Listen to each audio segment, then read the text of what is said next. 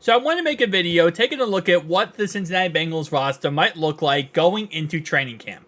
So obviously after this week and after the June 1st cut time, free agent time, I wanted to take a look at what this roster would look like. And yes, starting off right away, I truly believe we're going to bring back Tyler Boyd.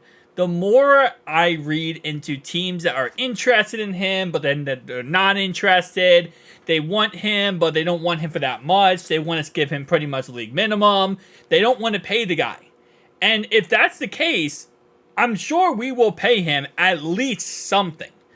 And if it's, his options are, either stay with the Bengals for pretty much league minimum or go somewhere else for league minimum and not have the same situation where he has Joe Burrow at quarterback, I'm sure he would rather stay here because he does love it here. The whole point of him leaving us was going to get the bag somewhere else, leaving us getting signed by somebody. But now that we're about, over a month at free agency, after this draft, and with how good this wide receiver class is when it comes to this upcoming draft class, I don't think Tyler Boyd's going to get signed by anybody. There's too many great receivers in this draft class. It's a very deep draft class. Then you got to remember that there's still a lot of great free agent wide receivers still available in free agency at this moment in time. Then June 1st happens. More players will get cut. More wide receivers will become available. Tyler Boyd's between a rock and a hard place. And the Rock right now is saying, just come back to the Bengals, sign for league minimum, play 1 year, play your heart out, go win a Super Bowl, and then hit free agency next year when the draft class isn't that crazy.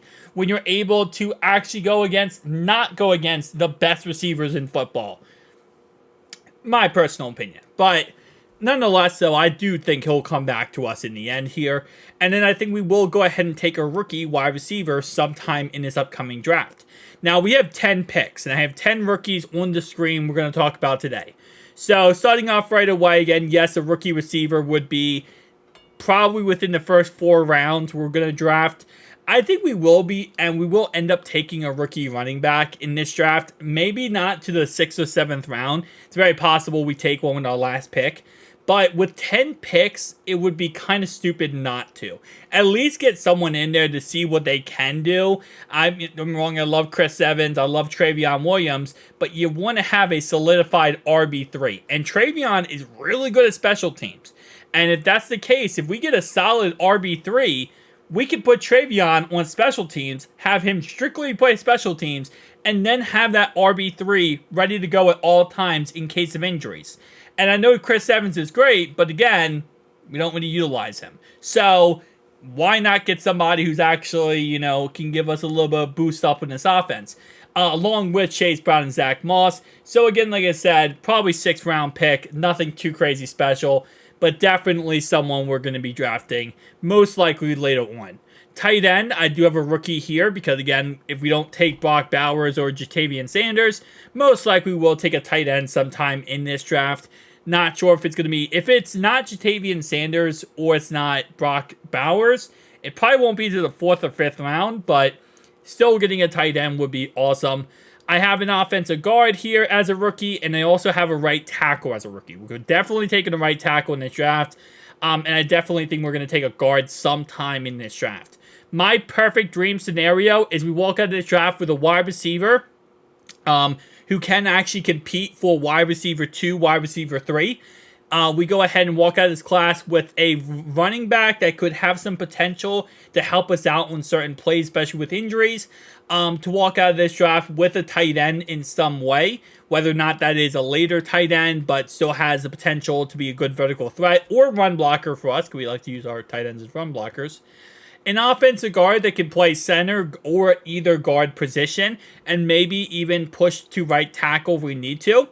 I want to walk out of here with an actual, a franchise right tackle, as close to a franchise right tackle for the foreseeable future.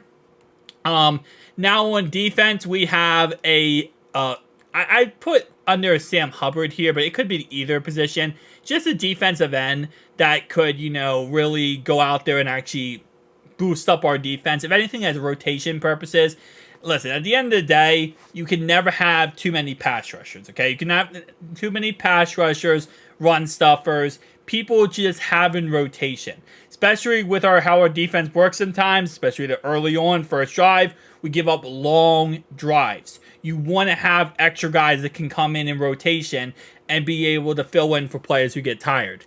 I also have D tackle, which again could be Byron Jones, could be T'Andre Sweat, could be Johnny Newton, very possible.